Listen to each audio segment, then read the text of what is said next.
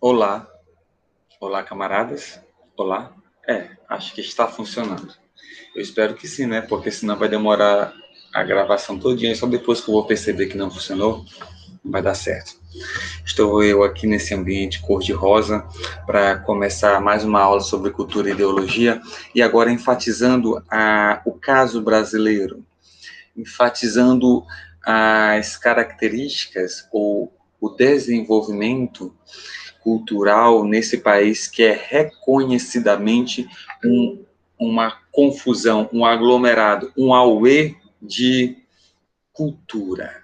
Geralmente nós vamos falar de folclore ou de características culturais, mas de forma geral nós temos essa ideia de cultura. Deixa eu só ver uma paradinha aqui, tem gente me perturbando aqui. Certo. Então vamos lá. Escrever sobre. Observações iniciais. Eu gostaria de mandar um abraço. Para quem? Eu estava pensando nos alunos aqui. Eu me lembrei do Cauã, do Sávio. Me lembrei também da Ingrid, das Ingrids. Deus abençoe vocês. Espero que vocês estejam vivas, dispostas, como sempre, para estudar, como essa turma quase inteira, sempre disposta a estudar. Então, cheiro para vocês, vamos que vamos. O slide tem na internet, o material tem em PDF e fique à vontade para nos procurar. Escrever sobre cultura no Brasil significa trabalhar com muitas expressões como festas, danças, canções, esculturas, pinturas, gravuras, literatura, mitos, cuidado com o mito, superstições e alimentação, presentes no cotidiano das pessoas incorporadas ou não pela indústria cultural. É só se ligue. Tudo que cerca você, analise canções, esculturas, quadro, decoração, comida, as comidas típicas, comidas características, tudo isso é muito reconhecidamente carrega o peso de uma região, carrega o peso de uma nação, carrega o peso de uma localidade. Então perceba como isso é presente em nossos dias. Música, comida, escultura, tipo de artesanato. Qual é um artesanato muito comum em Rosário, que foi até já explorado pelo IFMA? As paradas lá de barro. Inclusive já virou até febre dos professores ficarem comprando aqueles negocinhos de barro, panela de barro, isso aqui de barro. É muito característico daquela região de Rosário, entendem? Então perceba como isso acaba caracterizando, dando a cor para uma região. Cor no sentido, espero que vocês tenham entendido, dizendo qual é a cara de uma região. Tá bom? Então, o que caracteriza a nossa cultura? Na América Portuguesa, no século XVI, eu sei, viu? As culturas indígenas e africanas não eram reconhecidas pelos colonizadores e expressavam-se à margem da sociedade que se constituía sob domínio lusitano. A sociedade tinha como principal referência a cultura europeia. Imaginem que nós tínhamos uma herança cultural, uma herança milenar de cultura indígena. E também já existia no continente africano uma herança milenar de cultura africana. Só que quando chegou aqui, quando os portugueses invadiram aqui, o que aconteceu foi que um novo padrão foi estabelecido, o padrão europeu. Então perceba como duas culturas milenares foram apagadas da ideia de ser padrão para entrar outro padrão, a cultura europeia. No entanto, as raízes indígenas e africanas impregnaram nosso cotidiano. A música brasileira apresenta uma variedade imensa de ritmos que são puros ou misturados, cópias ou reelaborações constantes, invenções e inovações com os mais diversos instrumentos. A produção musical brasileira tem traços da origem marcadamente africana, indígena, sertaneja e europeia.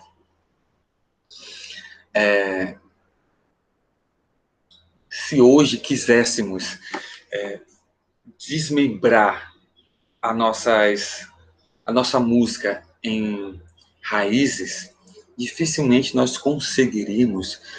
Por quê? Por mais que estivesse como padrão a cultura europeia, tanto a cultura indígena como a cultura africana, elas foram sobrevivendo, e a palavra certa é sobrevivendo, porque o objetivo era aniquilar, matar tais culturas. Só que devido ao número de indígenas, ao número de escravos e à força dessa cultura no que diz respeito à resistência, a cultura europeia não conseguiu se estabelecer no vazio, porque não existia vazio. Existia conteúdo. Então, a cultura europeia, com seu ar de soberania, não conseguiu agir soberanamente, não conseguiu esmagar no sentido de destruir as culturas indígenas e africanas. Porém, com certeza, deixou marcas negativas para a eternidade, porque não volta mais. Genuínas são as músicas, as danças e a arte plumária ou a cerâmica dos povos indígenas. As demais manifestações culturais são fusões, criações de uma vasta e longa herança de muitas culturas. Talvez essa seja a característica que podemos chamar de brasileira. O autor está querendo chamar a atenção para, olha, existe cultura genuína indígena, existe cultura genuína africana e existe a cultura brasileira, que seria uma mistura delas. Porém, cuidado, a ideia de genuinidade a ideia de algo genuíno, é melhor assim, de algo puro, é mais mitológica no sentido de faz mais parte dos contos do que da realidade. Porque a cultura europeia, que se chama cultura europeia, é uma mistura de culturas. Só na anglo-saxônia, só no que nós chamamos de, naquele conglomerado, nós temos Irlanda, Escócia, Inglaterra, com culturas diferentes que, de repente, formam o que nós chamamos aqui de cultura europeia. Então, como dizer que a cultura indígena é pura, se ela é fruto de muitas outras culturas também? O que nós podemos dizer é que algumas culturas não sofreram com uma pressão esmagadora como sofreram a cultura indígena e africana do povo europeu que aqui chegou. Porque eles chegaram para abalar, eles chegaram para destruir. Só que essa destruição não aconteceu e surgiu essa mistura que ele aqui chama de brasileira, mas coloca entre aspas para chamar a atenção que brasileira vai surgindo. Vai surgindo. É uma coisa, não é pronto e acaba. Isso aqui é brasileiro, isso aqui não é. Não. O que é brasileiro e o que não é? A gente pode até questionar tudo em relação a isso. O McDonald's não é brasileiro. Não sei o que não é brasileiro. Certo, mas essas empresas, quando chegam aqui, num contexto ou outro, elas permanecem do jeito que é lá. Em outros contextos, elas têm que se adaptar e pegar o jeitinho e lidar com o jeitinho brasileiro para vender, para ganhar no mercado. Então, o que é uma indústria, uma cultura brasileira e uma não brasileira? Percebam que os limites para passar de um para o outro podem ser difíceis de delinear, de marcar. Estão ligados? Indústria cultural. Já a indústria cultural, nós já vimos em outra aula. É algo mais planejado, arquitetado, pensado para se vender, massificar os produtos. O desenvolvimento da indústria cultural no Brasil ocorreu paralelamente ao desenvolvimento econômico e teve como marco a introdução do rádio, na década de 20, da televisão, 50, e da internet, nos anos 90. Eu me lembro, viu? Eu sei que vocês não eram gente, mas eu me lembro. Outros campos da indústria cultural, como cinema, jornais e livros, não são tão expressivos quanto a televisão e o rádio. O slide é ultrapassado. Nós vamos lidar hoje com o advento da internet como algo muito mais factível, ou algo muito mais presente em nossa sociedade. Algo que não dá para negar numa cidade interiorana do Maranhão, que é um estado com um índice de desenvolvimento baixo. Entende? E por mais que grande parte do Brasil ainda se ancore, ainda se fundamente em televisão, nos programas televisivos, mas não podemos negar o avanço da internet nas metrópoles, nos interiores, nas cidades medianas a pequenas. Então, hoje temos uma outra realidade. Então, o que começou nos anos 90 com a internet, hoje ganha um corpo que acaba consumindo, tomando conta do rádio, através do que nós chamamos de podcast, da televisão, através das Smart TV, das possibilidades de vínculo entre TV e internet, e etc. Então, isso possibilitou o quê?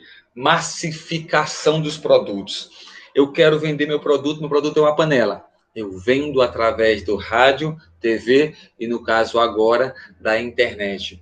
Mas eu quero vender um ritmo, o reggae como típico maranhense. Eu vendo através da rádio, da TV e agora da internet.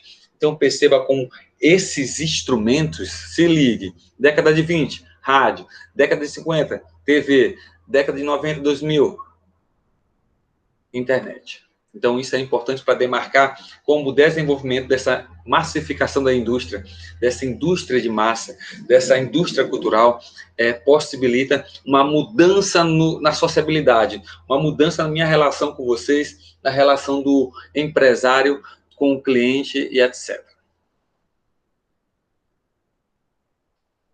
22. Primeira transmissão de rádio no Brasil, inaugurando uma fase de experimentação voltada principalmente para atividades não comerciais.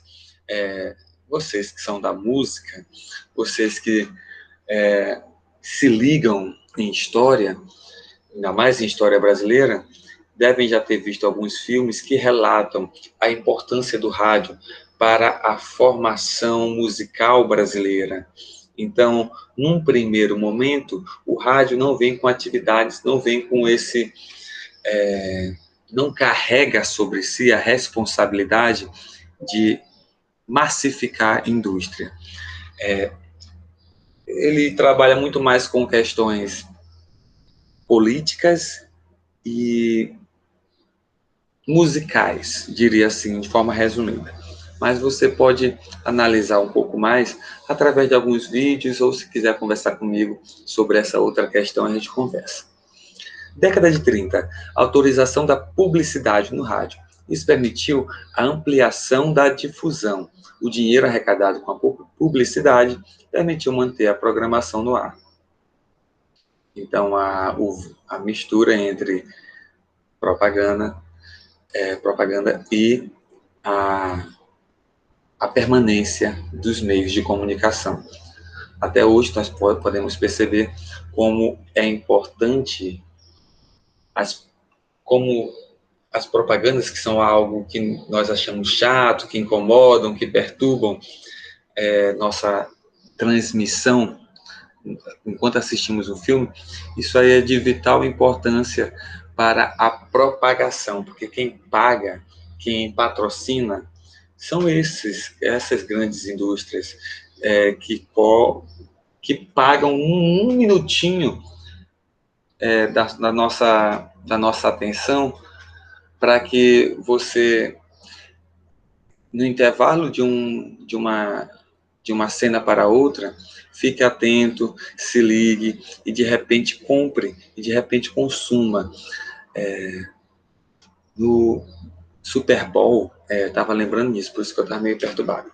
No Super Bowl, que é o evento mundial mais assistido, a partida mais assistida de futebol americano, que é a final do campeonato de futebol americano, ele é muito famoso por ter minutos no intervalo para propaganda, são caríssimos. Então, para você propagandear durante o intervalo do Super Bowl, você tem que ter muito dinheiro. Então, isso é um exemplo, mas nós temos também na nossa televisão aberta, na TV aberta, nós temos exemplo de tem horário que é mais barato a propaganda, tem horário que é mais caro, mas isso tudo começou em 1930, o vínculo entre propagandeação e comércio. Quer dizer, isso é positivo ou negativo, Timóteo? Não estamos aqui para dar um juízo de valor, mas estamos aqui para dizer, olha, tem pontos que podem colaborar com a sociabilidade e tem pontos que podem piorar a nossa relação social, tá? Décadas de 30 e 50, apogeu da audiência do rádio. Foi nesse período que o Estado passou a controlar as atividades do rádio. Durante a ditadura de Vargas, o governo fazia sua propaganda e tentava desenvolver uma cultura nacionalista por meio do rádio. Se ligue, amados, o que estava rolando entre 1930 e 1950 no mundo. Primeiro, clima de guerra e depois a própria guerra mundial, a Segunda Guerra Mundial. Então, nesse período que o nacionalismo na Itália, na Alemanha estava forte, fascismo, nazismo, no Brasil, nós que estávamos aliados com os inimigos dos nazistas, nós tínhamos muitas práticas parecidas com o nazismo, com as práticas nazistas. Então, o nacionalismo, a valorização da nação foi um caminho, aliás, foi o tema que utilizou-se da rádio para propagar tal sentimento, tal dever de ser nacionalista. O Estado toma conta da rádio entre 30 e 50. Década de 60 e 70. Início da decadência do rádio. A chegada da televisão, que iniciava sua programação de modo mais intensivo, retirava do rádio não só a audiência, mas também os profissionais e os anunciantes. Justamente, eu me lembro que... não é que eu me lembro, é porque eu me lembro. Não é que eu vi tão ligados, né? É porque, no que diz respeito a futebol, a gente lembra logo da TV a cores, da Copa de 70. Então, na minha memória, que eu não vivi em 70, mas das Copas passadas, é sempre legal ver que em 70 estava tudo colorido. Então, existia um avanço mundial, um avanço nacional e uma decadência na rádio. Em 85, o ano em que eu nasci, ano importante para a sociedade mundial, novo impulso para a transmissão do rádio, com a introdução das emissoras FM, que permitiam melhor recepção, o fim da censura e a disponibilidade de mais investimentos oriundos da publicidade. Atenção, amados, o Estado tomou conta do rádio para divulgar as suas atividades, a sua ideologia, desde Getúlio Vargas, e também se intensificou no período que nós chamamos de período da ditadura militar. Em 85, houve uma ampliação e houve o fim da censura. O que é censura? Censura são proibições de vinculação, de andar de tal roupa, proibições de algumas propagandas, proibições de algumas músicas. Então, com o fim da censura, houve um avanço no rádio. Então, amados, o texto aqui não vai falar, mas essa relação de rádio com a internet ainda já ganhou uma força atualmente. Quem de vocês ouve podcast? É difícil os adolescentes ouvirem podcast, pelo menos eu não ouço, nem vejo muitos status, nem comentários de adolescentes vendo podcast. Porque podcast é um tipo de rádio via internet. São programas preparados, gravados, para que você possa acessar em qualquer momento do dia. Eles têm no Spotify, tem no Deezer, não sei o nome, tem na própria internet, você pode procurar na Google, fique à vontade. Mas podcasts são muito bons porque eles acabam fazendo com que sua visão fique liberada para fazer outras coisas, enquanto a sua audição fique comprometida com as informações, com o conteúdo. Então, é uma dica de saber como o rádio, que muitos achavam que iria ser exterminado, acabou se reconfigurando. Então, mas eu não gosto de rádio. Eu entendo, meu amado, eu entendo. Você tem outras possibilidades. E aproveita essas outras possibilidades. Porque muitos da década de 90 queriam ter essa sua oportunidade para não gastar tanto dinheiro comprando CD, viajando de um município para outro, de um estado para outro, só para comprar CD da sua banda favorita, porque não tinha na internet. Ou a gente não tinha internet no Brasil boa ainda. Ou eu não conseguia baixar ainda. No Brasil, cerca de 85% das emissoras comerciais em operação estão em mãos de políticos, oh meu Deus, que usam as transmissões de acordo com seus interesses, ou os de patrocinadores. As rádios comunitárias, públicas e mesmo as piratas podem desenvolver um programa sem as limitações mencionadas. Pessoal, babado. Muita gente cobra empresas privadas de comunicação para que elas falem só o que você quer. Mas se a empresa é privada, ela com certeza vai escolher um modo de falar, vai escolher valorizar mais algumas notícias do que outras, e assim vai ser. Entende? Perceba como isso é natural. Se uma empresa fosse tua, dá um exemplo, e um parente teu tivesse assaltado o jornal fosse teu, do município, um parente teu assaltou o jornal, assaltou o banco. É bem possível que você vá relatar o assalto ao banco, mas que você não vai enfatizar a participação desse teu parente. Não é que você vai negar, mas é que você não vai enfatizar. Porque a empresa é tua, o jornal é teu, então tu bota o que quiser, quantos minutos quiser, bota do tamanho do que quiser no jornal, a figura que você que escolhe. Se fosse um assalto ao banco de outras pessoas, talvez você investisse mais, colocasse mais detalhes, etc. Pergunto, o indivíduo que faz essa escolha de valorizar mais ou menos, ele está errado? Bom, eu não posso dizer que ele está errado, porque ele está sendo simplesmente humano. Entende? A possibilidade de escolher, de mudar, se é uma empresa privada, nós temos que contar que existe gente comandando aquilo. Não existe empresa neutra. E se está na mão de político, questione. Mas vem aí a galera dizer, Globo lixo, não assisto mais Globo. Vocês são tapados? Não, né? Estão estudando para crescer, estão estudando para dialogar, estão estudando para se sustentar nesse mundo, né? É isso mesmo. Então, larguem de ser tapados.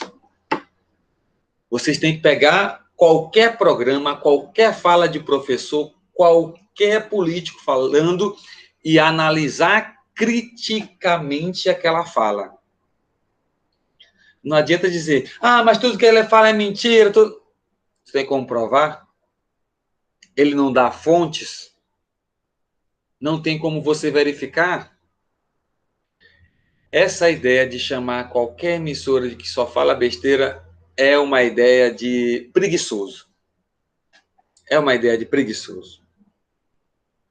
É aquela ideia, não vou pesquisar não, ele só fala besteira e pronto. Entendeu? Então procure pensar um pouquinho.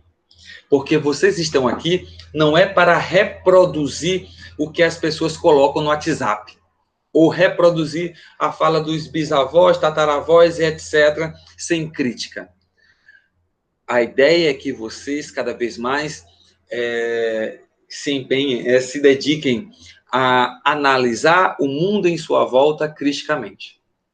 Então, se você só disser assim, porque é isso, e pronto, aí tem como provar? Não, mas é isso. Alguns chamam a mídia de uma mídia falsa, só que eles acreditam no WhatsApp. Ei, se tu chama a mídia de falsa, Por que tu acredita no WhatsApp, que é de seres humanos que também postam à vontade? E também tem interesses por trás. Todos têm interesse. Então, mais vale analisar uma mídia que mostra as fontes da pesquisa do que confiar em um WhatsApp que você não sabe de onde vem a mensagem, é um blogueiro que não mostra a fonte, não mostra dados, não mostra documentos, só fica falando aleatoriamente. Então, se ligue. Todas as empresas de comunicação têm dono. Então, todas elas não são neutras. Elas vão querer defender um pouquinho mais um lado, um pouquinho mais o outro. Mesmo assim, elas são mais passíveis de análise do que os grupos de WhatsApp, que qualquer indivíduo que não esteja fazendo nada pode compartilhar uma fake news, uma mentira. Televisão. A televisão chegou ao Brasil no início da década de 50, quando o jornalista Chateaubriand inaugurou a primeira emissora brasileira, a TV Tupi. Muito famosa. Assim, para quem acompanha a TV Globo, fala geralmente da TV Tupi no extinto Video Show. Não sei se não, acho que não passa mais Video Show, não. Eu não assisto mais a Globo, porque agora eu tenho a Sky. Então, não é porque eu acho a Globo lixo, não. É porque eu tenho a Sky. A Sky é maravilhosa, meu Deus do céu. Nos primeiros 20 anos de história, a TV Tupi liderou o mercado de televisão, enfrentando praticamente desde o início a concorrência de outras emissoras. Em 60, em apenas 4,6% dos domicílios, olha só, pessoal, que babado para vocês. De 100%, 4% tinha televisão. Em 2008, olha a mudança. Em 48 anos, a televisão já estava em 95% dos lares. A televisão tomou conta. Ao longo dos mais de 50 anos de história da TV no Brasil, o Estado, por intermédio de sucessivos governos, influiu diretamente nessa indústria. Sempre deteve o poder de conceder e cancelar concessões. Você já deve ter ouvido isso, se não se liguem mais em sites de política. Não precisa ficar chato com política, mas siga uma BBC, siga um G1, siga até o R7 mesmo, que parece que não fala notícias ruins do governo, mas siga. Siga para quê? Para ter uma ideia mínima do que está rolando. E o atual presidente vive ameaçando a maior empresa televisiva do Brasil, a Globo, de não conceder, de não ceder, de cancelar as concessões da Globo, de diminuir o dinheiro que é repassado para a Globo. Então, existe toda uma tensão nesse diálogo entre Estado e TV. Até que ponto eles estão, de fato, brigando, isso é só mídia, a gente não pode bater o martelo ainda, dizer com clareza. Mas o que acontece, acontece. Em 64, vocês têm que se ligar que em 64 começou o que nós chamamos de ditadura militar. Com o início do regime militar, a interferência aumentou de forma quantitativa. Interferência onde? Do Estado, nos meios de comunicação, na TV. Os militares fizeram investimento de infraestrutura para ampliar a abrangência da televisão e aumentar seu poder na programação. Pessoal, quem quiser pesquise o vínculo entre Globo e ditadura. Ó, Globo e ditadura. Inauguração do sistema de transmissão de micro-ondas, alguns avanços, criação de novas estações via satélite, acordo da Embratel com a rede Bandeirantes e Globo para permitir a transmissão da programação dessas emissoras a todo o Brasil. Em 81, os sinais podiam ser captados por antenas parabólicas. Olha que interessante, olha o desenvolvimento. E 85, 86, lançamento dos 2 primeiros satélites brasileiros. O projeto de integração nacional pretendido pelo regime militar, alicerçado numa política cultural específica, alcançou êxito graças à televisão. Integração nacional, o nacionalismo a partir do instrumento da televisão, do instrumento televisivo, visando o quê? Integrar, através da Voz do Brasil, programas de rádio, programas de TV, a ideia de de símbolos, de reavivar ou de fazer introjetar no indivíduo símbolos como o hino nacional, como a bandeira nacional. Durante o regime militar, as redes de televisão, que eram privadas, obedeciam fielmente às determinações do Estado. Os programas passavam a impressão de que o governo militar era legítimo e vivíamos em uma democracia. Então, assim foi propagandeado no período do regime militar. A maior beneficiária desse modelo foi a Rede Globo, fundada em 65. Olha, ditadura militar 64, a Rede Globo fundada em 65. O programa de maior audiência foi a telenovela, que se tornou um produto cultural brasileiro. O modelo de televisão estabelecido pela ditadura sobreviveu ao regime militar e ganhou ainda mais poder. A televisão converteu-se, enfim, em fonte de poder político.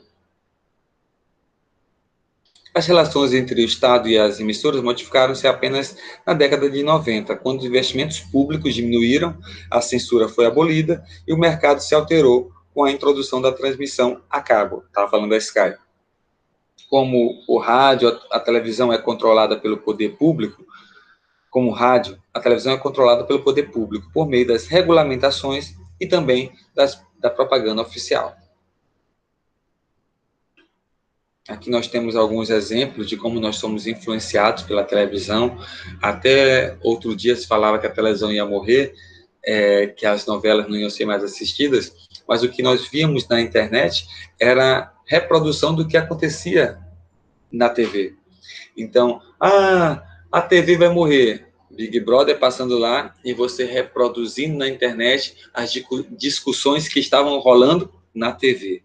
Então, a TV, ela foi adaptada, ou a comunicação foi adaptada de uma forma que TV e internet acabam sendo igualmente influentes em nossa vida, ainda hoje. É possível uma televisão diferente? De acordo com o filósofo brasileiro Renato Janine Ribeiro, deve-se levar em conta a importância que a televisão tem no Brasil, pois ela dá para a sociedade uma pauta para a conversa. A TV também desempenha um papel na reflexão do Brasil atual, principalmente por meio das novelas, que levam aos telespectadores algumas questões pouco discutidas ou até silenciadas.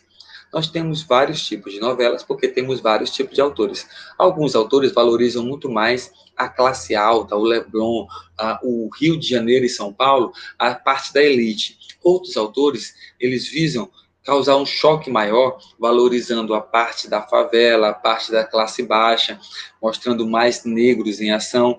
Porém, as duas formas não estão isentas de preconceito. O que acontece é que algumas lançam mais problemas para a gente refletir do que outras. E cabe a nós utilizarmos esses acontecimentos televisivos para problematizar no nosso dia a dia. Janine Ribeiro deixa claro que alguns assuntos não são discutidos nas novelas. Alguns não são discutidos, não vou dizer isso, não são discutidos como nós, sociólogos, gostaríamos que fosse. Uma alternativa para melhorar a programação de TV estaria na criação de mecanismos de democratização dos meios de comunicação, como a concessão de canais para instituições de caráter público, que pudessem transmitir informação e cultura. O acesso à internet no Brasil ainda é bastante restrito, o que constitui esses dados aqui estão ultrapassados. Então, nós vamos falar de forma geral. Eu vou sugerir para vocês a leitura, a visualização do documentário da Netflix, chamado... Como é que é chamado, rapaz? Não sei, depois eu coloco para vocês abaixo, mas tem filmes, Rede de Ódio, tem alguns documentários no YouTube e chegou esse na Netflix que a gente estava discutindo recentemente com o terceiro ano e eu esqueci agora.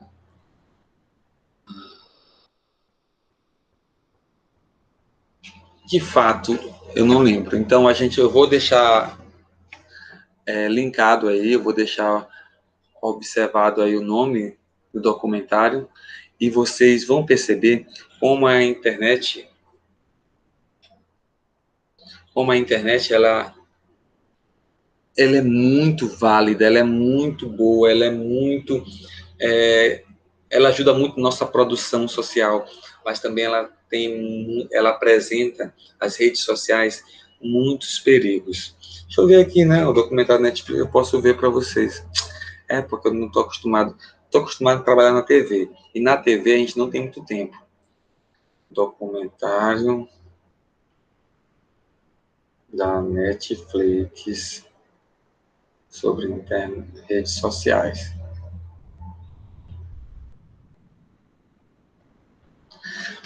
O dilema das redes, é porque na TV a gente não tem tempo, mas aqui eu tenho tempo, porque eu posso gravar o que eu quiser.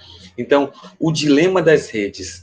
Quem tem Netflix, assista para perceber como você pode estar doente, doente que eu falo é doente mesmo, por causa da sua dependência da internet. Então, eles falam de várias coisas lá. O que me chamou mais atenção é que eles deixam claro que nós, seres humanos, não somos preparados para aguentar o tipo de informação, a velocidade da informação que a internet propõe para a gente. Então, existe uma coisa que não bate, sabe? Não bate, não se encaixa. Não se encaixa o quê? A formação humana, a formação biológica humana, a capacidade mental do ser humano não se adequa à velocidade da internet. Então, nós acabamos virando quase robôs, já que não conseguimos lidar, nós apenas reproduzimos acriticamente, sem degustar. Nós apenas, reprodução é uma cópia. Então, a gente acaba perdendo o controle sobre nós mesmos. Então, isso é muito sério. E isso não é teologia da conspiração. Não há como negar isso. Entende? Recentemente, o poder dos meios de comunicação foi provado novamente com o filme, não, a série O Gambito da Rainha. Eu acho que é Gambito? É. Se não foi isso, é isso mesmo. E mostrou como essa produção bombou, bombou na comunicação, que a internet nunca teve tanto acesso sobre xadrez. Esse livro, que é antigo, hoje é um best-seller, só em 2020. Então, perceba, a internet ela influencia muito mais do que a gente imagina em nossas vidas. Então, muita coisa que você gosta, que você ama, que você deseja, pode ser por muita influência e por falta de crítica. Pode ser por falta de crítica ao que você está recebendo. Então, meus amados, eu vou terminar por aqui, porque eu estou cansado. Então, vamos postar essa aula. E vocês fiquem à vontade para quê? Para perguntar cada vez mais e mais no WhatsApp ou no próprio vídeo, tá? No Classroom.